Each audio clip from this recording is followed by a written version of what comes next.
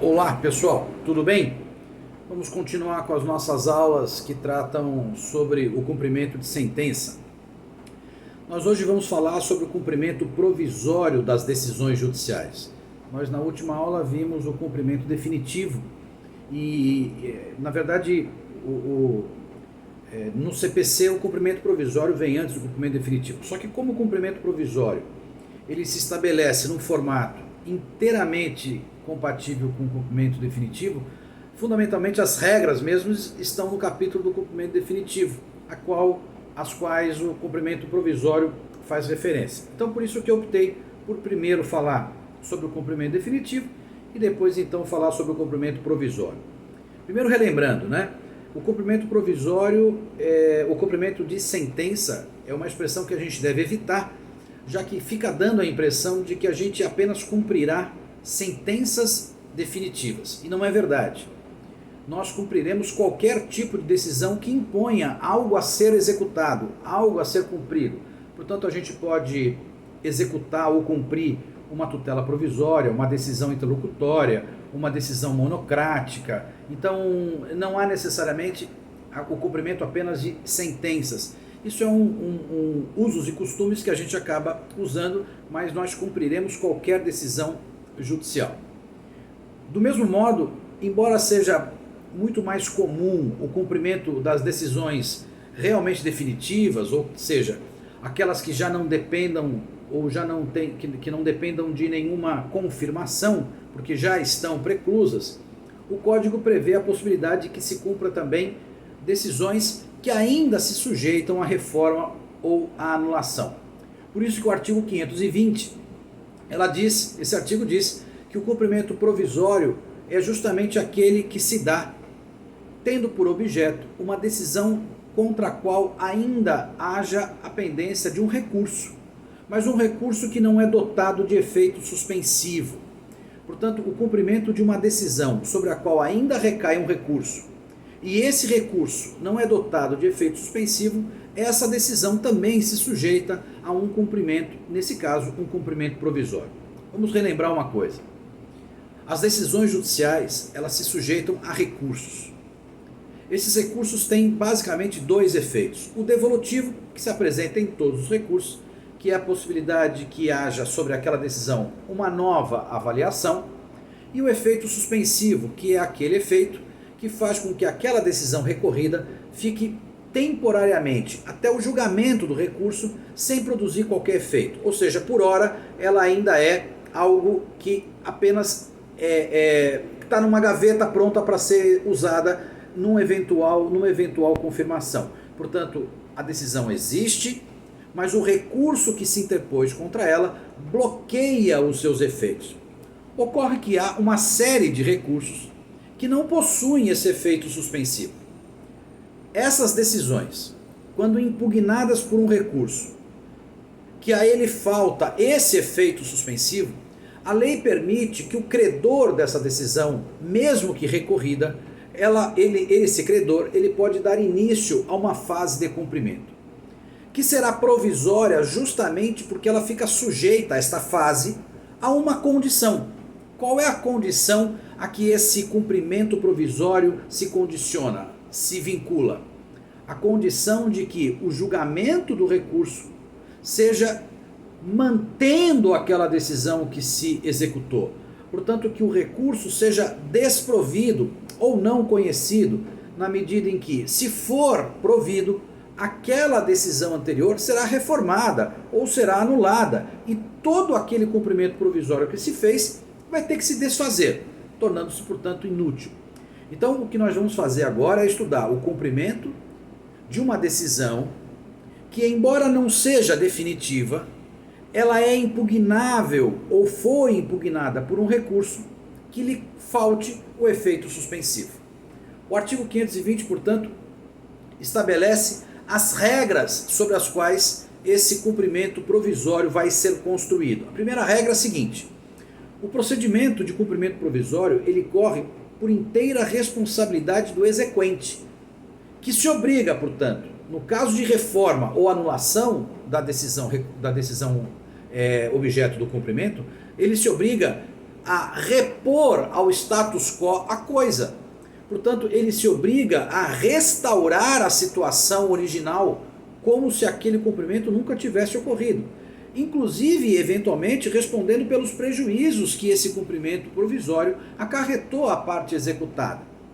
Portanto, é de responsabilidade do exequente os riscos desse cumprimento provisório. A segunda regra é que ficará sem efeito tudo aquilo que aconteceu no cumprimento provisório caso sobrevenha a decisão no recurso que eventualmente modifique ou anule aquela decisão objeto do cumprimento de sentença. De novo, inclusive com a responsabilização pelos prejuízos, a ser apurada essa indenização nos próprios autos. Portanto, inverte-se o cumprimento. O que vai se ter agora é um cumprimento em favor do executado que foi prejudicado pelo cumprimento provisório indevido e, portanto, é aquele que antes era executado que agora vai propor um cumprimento de sentença justamente para que se apure esse montante de responsabilidade do exequente que deu início a um cumprimento de sentença que não devia ter acontecido. A outra regra importante é que se a sentença que foi objeto do cumprimento ela foi reformada ou anulada apenas em parte, portanto a restauração também se dará apenas nessa parte reformada. E a última regra é que eventual levantamento de dinheiro ou a prática de atos que importem transferência de posse ou alienação da propriedade dos bens que foram constritos nesta fase de cumprimento provisório, portanto, levantar-se dinheiro que foi apreendido na fase de cumprimento provisório, ou a alienação de posse ou propriedade de bens que foram apreendidos nesta fase de cumprimento provisório, ela só se dará através de caução idônea. Ou seja, o credor do cumprimento de sentença, ele apenas vai poder fazer o levantamento do dinheiro ou a alienação do patrimônio constrito do executado se houver caução idônea. Esta caução, portanto, que deve ser apresentada para que haja esse ato de liberação de depósito ou de alienação de patrimônio, ela não será necessária nos termos do artigo 521 se o crédito objeto do cumprimento provisório for alimentar. Portanto, o credor de alimentos poderá dar início a um cumprimento provisório e levantar o dinheiro objeto da constrição do patrimônio do executado sem caução se o crédito for alimentos. Também, se o credor demonstrar extrema necessidade, portanto ele também terá direito a se apropriar imediatamente daquele valor que foi objeto da penhora no cumprimento provisório, se ele demonstrar a sua extrema necessidade. Óbvio, essa apuração vai ser feita pelo magistrado. E também quando pender aqueles agravos de RESP ou agravo de RE, ou seja, na interposição de agravo de recurso especial para o STJ ou na interposição de agravo de recurso extraordinário para o STF, o cumprimento provisório pode dar ao credor a posse do bem do executado ou a posse do dinheiro apreendido sem necessidade de caução. E se a sentença também não será necessário a caução, se a sentença que está sendo, ou a decisão que estiver sendo cumprida provisoriamente, estiver de acordo com precedentes vinculantes, aqueles precedentes que nascem de recurso especial repetitivo, recurso extraordinário repetitivo, súmula vinculante, assunção de competência, decisão proferida em incidente de resolução de demandas repetitivas, se a decisão estiver de acordo com essas decisões vinculantes, é óbvio que então nós não precisamos fazer caução. De qualquer forma, a caução volta a ser exigida se o devedor provar periculo in mora, portanto, se o devedor comprovar que esses atos lhe causarão enorme prejuízo, portanto, a caução que estava dispensada pelo 521 volta a ser exigida. Portanto, vejam que é uma complicação, né? Primeiro se exige caução, depois se dispensa a caução, e depois se retorna a caução desde que comprovado o periculo in mora. Portanto, são situações de ida e vinda que não são muito boas, né? Então, não é o que se desejava.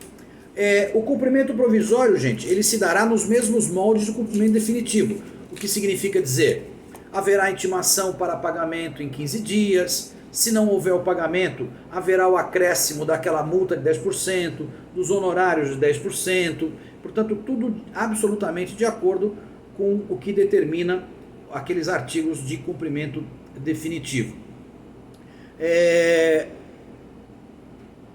Isso é o que diz, portanto, o 522. Nós faremos por petição, do mesmo jeito, sempre por iniciativa do credor. Não há cumprimento provisório, gente, de pagar, de obrigação de pagar, que tenha início por ato oficial do juiz, sempre por requerimento do próprio credor.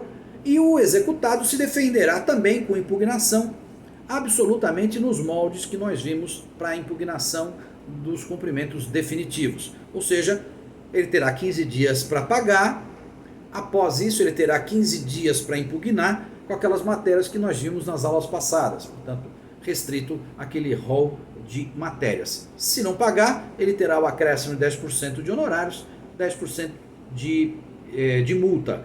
Essa impugnação, portanto, vai ser julgada nos moldes que nós já vimos no cumprimento definitivo. Portanto, vejam que é um roteiro muito singelo, sem nenhuma grande dificuldade, e que a única diferença é que, por se tratar de um cumprimento provisório, ele tem uma condição muito clara, a de que aquela decisão seja mantida pelo recurso e que esse recurso não tenha efeito suspensivo. Porque se o recurso tiver efeito suspensivo, está absolutamente inviabilizado o cumprimento provisório. Tá bom? Abraço, gente. Até a próxima.